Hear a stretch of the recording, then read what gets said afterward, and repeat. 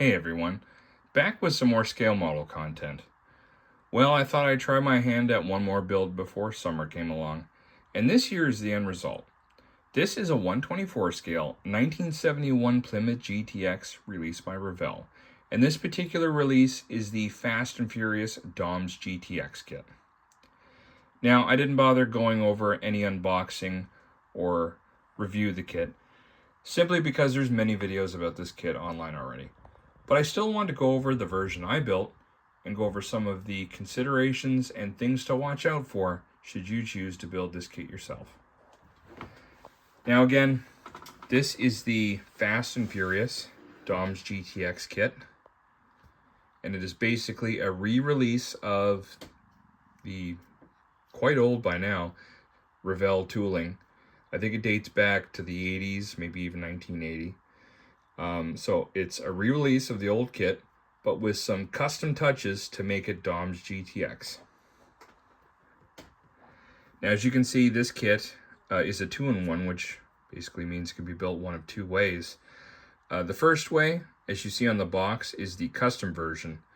So what Revell has done is they've taken the old GTX/Roadrunner kit and added these custom wheels. I think they would be the equivalent to like 20-inch wheels.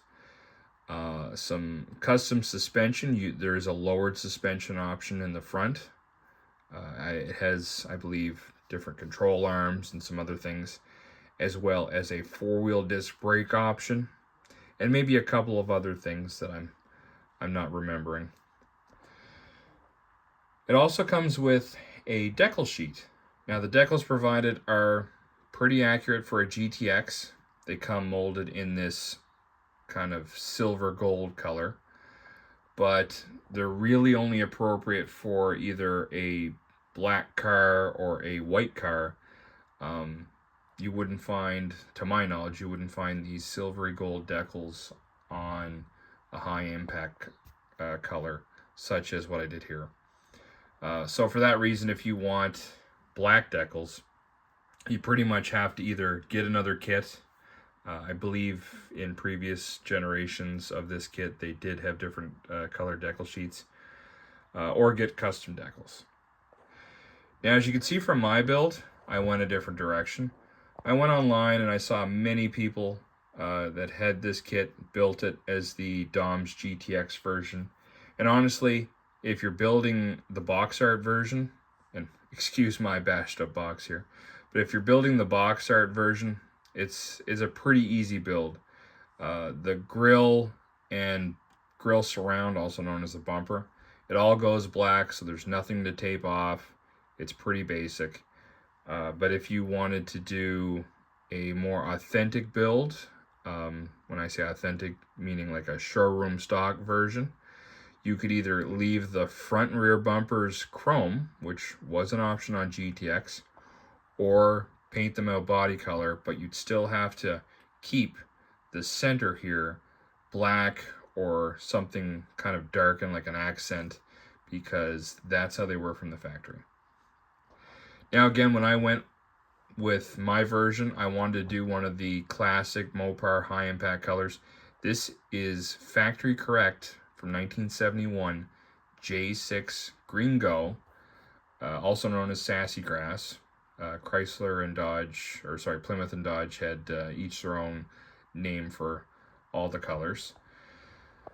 But I did it in this, again, Sassy Grass, Green Go. I did the body color bumpers, front and rear. And the black accented interior. As you can see, I did some wood accents in the interior. That's the direction, excuse my camera focus, that's the direction that I went in, and overall I'm pretty happy with it. Now I wanted to quickly mention some of the considerations to take and things to watch out for when you build this kit. Overall, this kit went together very nicely. The tooling was really sharp. As you can see, the body lines are crisp. I really didn't have to do any trimming, with the exception, obviously, of a little bit of flash when you remove the part. There was no additional flash on any of the parts in my kit. So it was very well rendered. The interior is very well rendered. The one thing though that one issue I ran into, and I probably could have avoided this if I test fit everything beforehand, but when I put my engine in, and this only comes with one engine option, it's the 440, but there are two different intake options. I went with the 6-barrel, also known as the 6-pack. It's 3 2-barrel carbs. That was mentioned in the instruction sheet. I just built it as per the instructions. But when I did that, it comes with, if I can dig it out, this air cleaner right here. 6-barrel, very nicely rendered. The only issue with that is with that on top of the carburetors and the intake manifold, the hood doesn't close right.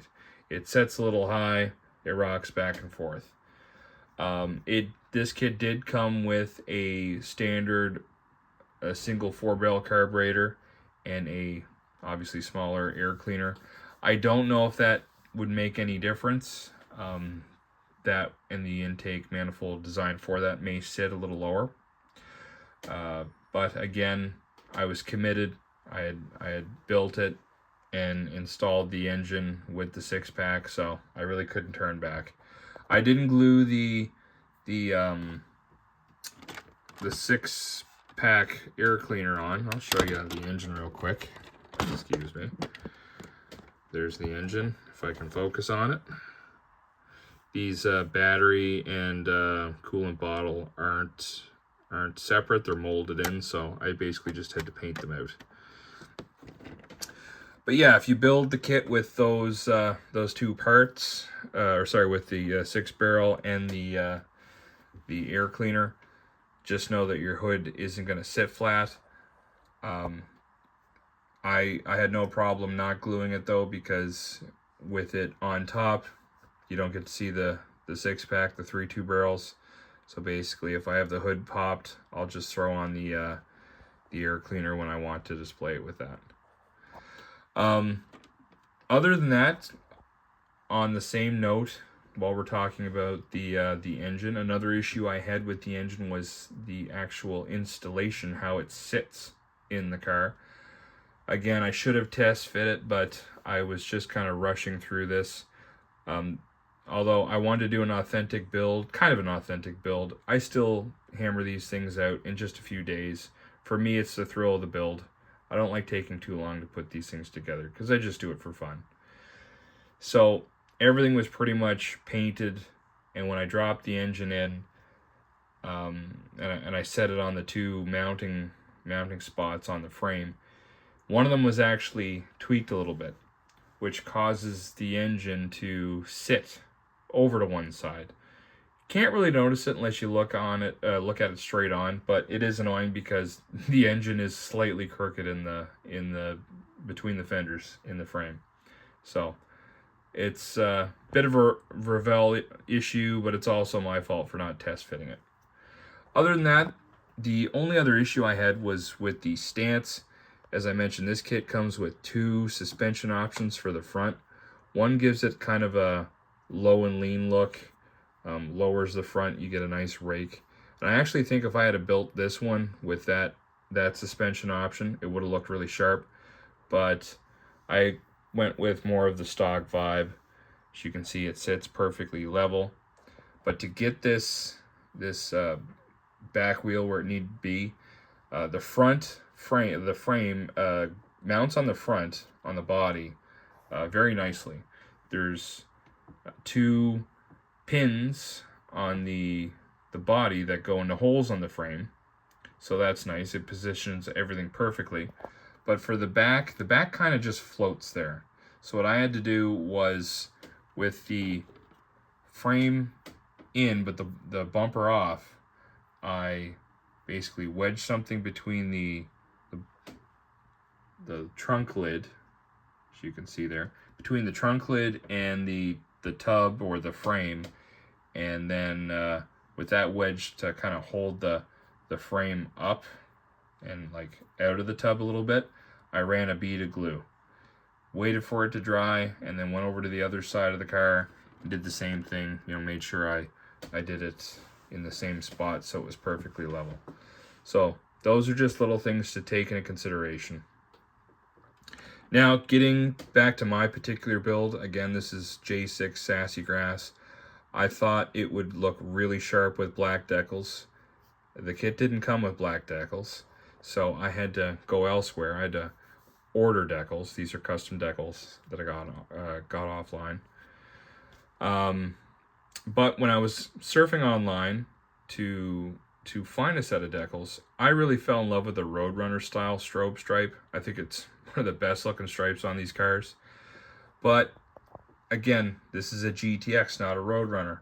So as you notice, this is a Roadrunner inspired stripe, but it doesn't actually say Roadrunner if you're familiar with these Mopars. And on the hood, it does have the, I can focus here, it does have the 440 call out, which I did steal from the kit, as you can see there. I did steal that. But as far as the stripe on the hood, that is also a Roadrunner stripe. So basically, I did this build as kind of a day 2 build. You know, a lot of guys back in the day that had these GTXs, or even Sebring satellites, which is what this car was based on, would get the Roadrunner style stripe. You know, not uncommon to see them.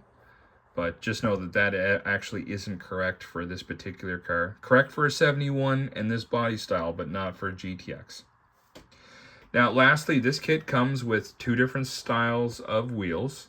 There's these 20-inch, I guess, was what they would be, custom wheels. But there's also a factory set of rally wheels that were molded in chrome.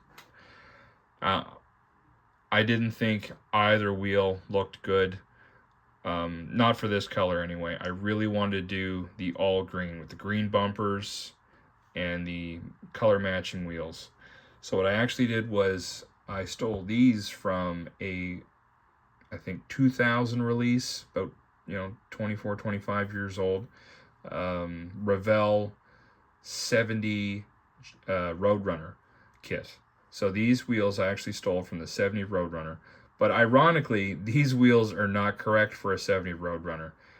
These 6-slot steel wheels would actually be found maybe late 71 build or 72 onward Dodges and Plymouths.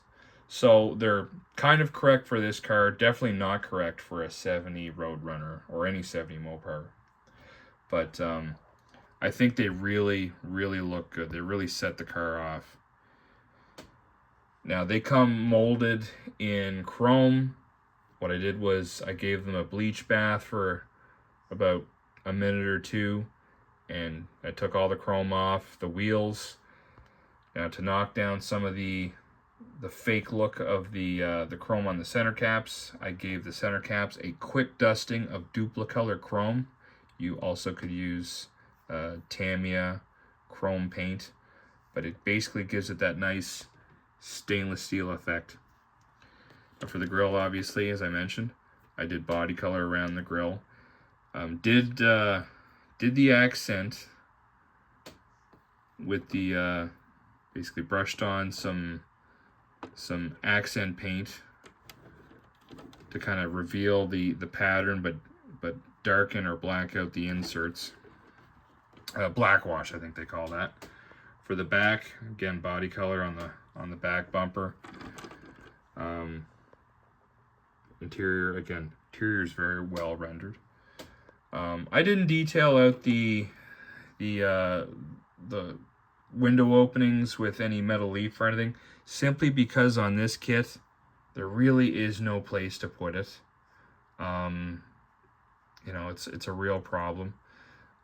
So for a quick build like this, I didn't see the point in it. One more issue I had was with the fitment of my windshield. As you can see, it fits nicely on this side. On that side, that is a gap you see. It's not anything I did, because the windshield actually fits in place with a 2 pegs and 2 holes on each side of the windshield. Fits on 2 pegs on either side of the body. So that's just basically a defect in the kit. Doesn't look bad. This car will still look good on a shelf, but wanted to mention it anyway. Underneath, there's that 440. Again, the only engine option. This particular kit, though,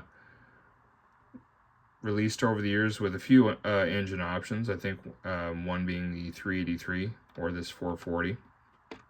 Now, if you wanted a kit that you could use this really nice 6-barrel air cleaner, this kit, either in the older version of the GTX or Roadrunner kit, I can't remember, did have the air grabber hood, which sits a little higher, and because it sits higher, you would be able to fit that that 6-pack air cleaner on it. Now, this kit here came with everything for it, including the air grabber gasket for under the hood, the little air grabber door. Came with everything but the hood itself. So if you could steal that out of another kit, you'd be golden. There's one more quick shot of the paint I used. I use automotive grade paint. That's actual J6 Sassy Grass Green Go. I like automotive paint just because I find you get accurate blends and more paint for the dollar, but that's just me. Well, anyway, on that note, that's my build of this 1971 Plymouth GTX. As always, I appreciate you watching my videos, and if I ever get another build on the bench, you'll be the first to see it. Thanks so much for watching.